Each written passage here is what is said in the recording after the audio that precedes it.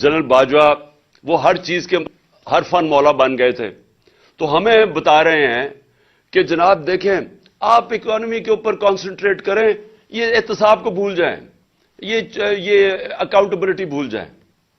ان کو یہی نہیں پتا آج تک کہ دنیا کا نقشہ اٹھا کے دیکھ لو، جن ملکوں کے اندر کلین گورننس ہے، رول آف لا ہے، وہ خوشحال ہیں، اور جن ملکوں میں یہاں این آر او دیا جاتا ہے بڑے ڈاکوؤں کو اور بیچارے چھوٹے چوروں کو پکڑا جاتا ہے، وہاں سارے ملکوں میں غربت ہے۔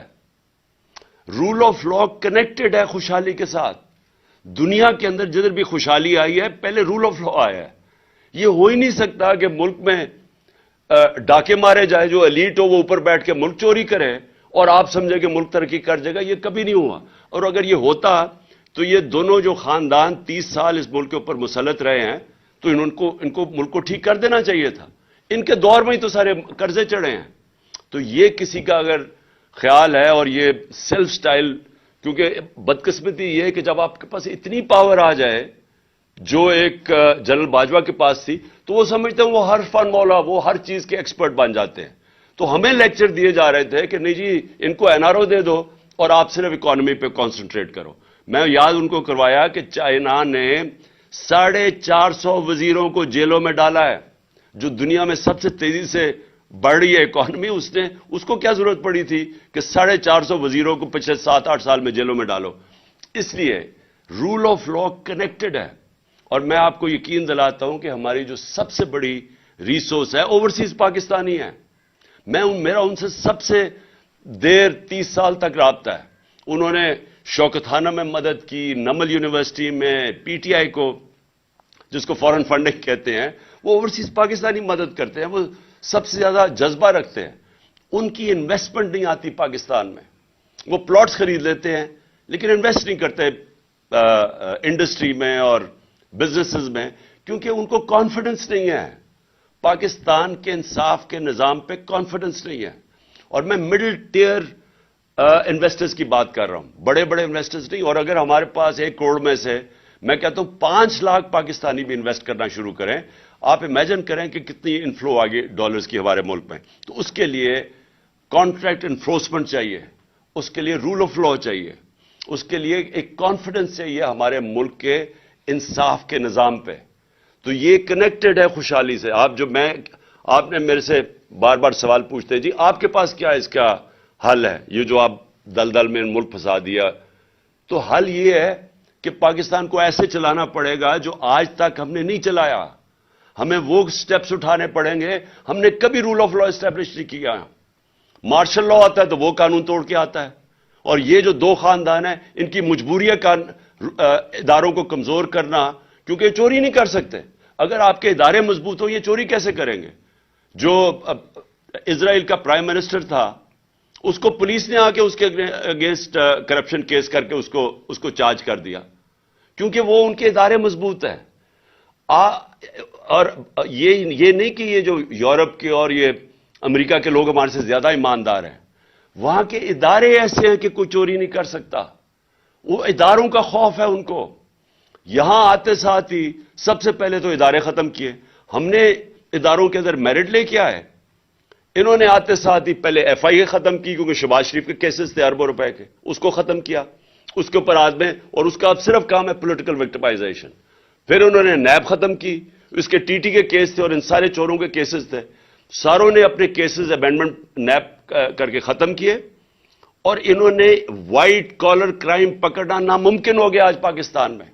جو نیب امینڈمنٹس کیے ہیں آپ پکڑ ہی نہیں سکتے وائٹ کالر کرمنل کو۔ اور پبلک آفس ہولڈر، میں یہاں سے پیسہ چوری کر کے اپنے خاندان کے نام پہ رکھ دوں ایز پرائم منسٹر، مجھے کوئی نہیں پکڑ سکتا۔ میں پوچھ ہی نہیں سکتا کہ جی آپ کے بچے کس طرح اربوں پتی بن گئے ہیں، کیونکہ انہوں نے امینڈمنٹ پاس کر دی ہے۔ اوپر سے میں یہاں سے پیسہ چوری کر کے باہر بھیجوں، اور پتہ بھی چل جائے کہ میں نے باہر ایک، جس طرح اسحاق ڈار کے پورے دبئی کے اندر وہ ٹاورز ہیں 100 ملین ڈالر کے، پتہ ہی نہیں چل سکتا۔ میں اگر کہوں کہ جی وہ دبئی سے انفارمیشن آ رہی ہے 100 ملین ڈالر کے ٹاور ہیں، انہوں نے کہا جی باہر سے جو ایویڈنس آئے گی وہ ان ایڈمیسیبل ہے۔ سو یعنی کہ آپ نے لائسنس دے دیا بڑے چوروں کو۔ تو میں پھر سے کہتا ہوں role of law second step है, elections first, rule of law second step. तीसरा, ये जो शौकत ने बात की, रीस्ट्रक्चरिंग करनी पड़ेगी। ये जो बड़े बड़े हमारे गवर्नमेंट कॉर्पोरेशंस हैं, इनको रीस्ट्रक्चर करना पड़ेगा, क्योंकि ये इतना ज्यादा पैसा इस वक्त खा रहे हैं। फिर हमारी जो गवर्नेंस सिस्टम है, इसको बिल्कुल इसमें चेंजेस लाने पड़ेंगे, क्योंकि ये भी एक, जब तक हम अपना गवर्नेंस सिस्टम को मेरिटोक्रेसी ना लेके आए और सारों को डायरेक्ट करें कि नेशनल इंटरेस्ट इस वक्त क्या है, और वो है कि एक्सपोर्ट्स बढ़ाएं और अपनी आमदनी बढ़ाएं, फैसिलिटेट करें, इन्वेस्टर्स को करें, ये जो ईज ऑफ डूइंग बिजनेस करें, जो हमने बड़ी कोशिश की थी। स्मॉल और मीडियम इंडस्ट्री वो बैकबोन है, उसके लिए इतनी मुश्किलात पैदा की हुई हैं कि वो बेचारे वो उठ ही नहीं सकते। उनके लिए हमने सारी ये जो गिलोटीन किए थे, हमने जो रेगुलेशंस खत्म किए थे, उनके लिए आसानियां क्या थे, वो करते जा रहे थे।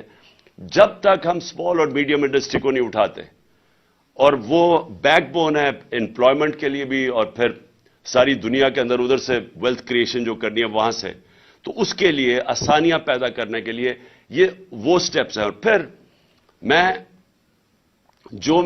पाकिस्तान का टूरिज्म पोटेंशियल है, वो हम बदकिस्मती से वो फिर कोविड आ गया तो सारी दुनिया में टूरिज्म कोलैप्स कर गई। टूरिज्म पाकिस्तान का इतना बड़ा पोटेंशियल है, और मैंने यहां ऑस्ट्रिया से वो आया एक्सपर्ट है रिजॉर्ट्स का, ऑस्ट्रिया में स्कीइंग के वो एक्सपर्ट्स हैं, उसने मुझे कहा कि पाकिस्तान दुनिया का स्कीइंग कैपिटल बन सकता है, क्योंकि हमारे पहाड़ बड़े ऊंचे हैं, तो वहां बर्फ बड़ी देर तक रहती है। तो उसने मुझे, और पूरा प्लान बना रहे थे कैसे स्कीइंग रिजॉर्ट्स। तो यहां पाकिस्तान में हमारे पास टूरिज्म के अंदर इतना अनटैप्ड पोटेंशियल है, सारा हमारा जो समुंदर है उसके साथ साथ जबरदस्त पोटेंशियल बना हुआ है। सो टूरिज्म के ऊपर, क्योंकि वहां से डॉलर्स आएंगे बाहर से, और मैं बात कर रहा हूं कि मिडल ईस्ट से, जो मिडल ईस्ट है वो लोग मुसलमान मुल्कों में जाना चाहेंगे टूरिज्म के लिए। इस वक्त वो जाते हैं अजरबैजान, लेकिन जो पाकिस्तान है उसमें बहुत मिडल ईस्ट के लिए बड़ी अट्रैक्टिव पहाड़ ऐसे हैं जो बड़ा इंटरेस्ट तो हम कर सकते हैं। तो टूरिज्म के ऊपर स्पेशल जोन बनाने पड़ेंगे, टूरिज्म जोन्स, और यहां से हम बहुत ज्यादा डॉलर इनकम अपनी बढ़ा सकते हैं। लेकिन फिर, और ये जो हमारे स्पेशल इकोनॉमिक जोन्स हैं जिसके अंदर हम इंडस्ट्री की रीलोकेशन करवा सकते हैं चाइना से। सो ये फ्यूचर के मैं आपको प्लान्स बना रहा हूं।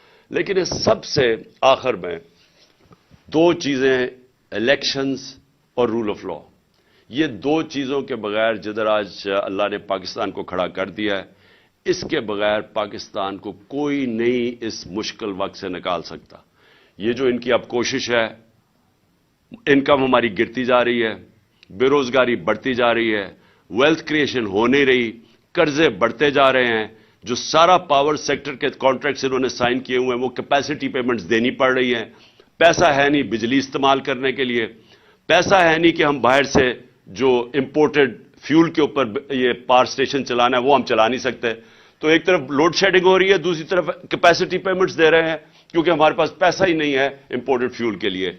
सो पाकिस्तान जिधर आज इन्होंने फंसाया हुआ है, उसके लिए बड़े चेंजेस करने पड़ेंगे। जिस तरह हमने अपनी गवर्नमेंट चलानी है, लेकिन वो शुरू होगा फ्री एंड फेयर इलेक्शन से, और पाकिस्तान में रूल ऑफ लॉ एस्टैब्लिश करना अब नागुज़री हो चुका है। उसके बगैर हम इस मुल्क को अब एक आजाद, खुद मुख्तार, सॉवरन, एक गैरतमंद कौम हम अब नहीं रह सकते। हमें अगर यही तरीका है कि जी भाग के जाके पैसे मांगो किसी से, कभी किसी से पैसे मांग रहे हैं, अपनी इज्जत खो रहे हैं, इस तरह पाकिस्तान सर्वाइव नहीं कर सकता। वो इसहाक डार, वो बड़ा, उसके सारे केसेस माफ किए, सारी करप्शन के केसेस उसके धोए, उसको ड्राई क्लीन किया, फिर NRO 2 दे के यहां बुलाया, तो वो भी सारी दुनिया को पता चल गया कि वो कितने पानी में है। इसलिए जैसे ही आपके इलेक्शंस और मैंडेट आएगा, वो फिर पहला स्टेप होगा। उसके बाद सबसे इंपॉर्टेंट चीज पाकिस्तान में रूल ऑफ लॉ है। इकॉनमी कनेक्टेड है रूल ऑफ लॉ के साथ। ये लोगों को गलत फहमी है कि जनाब मुझे जो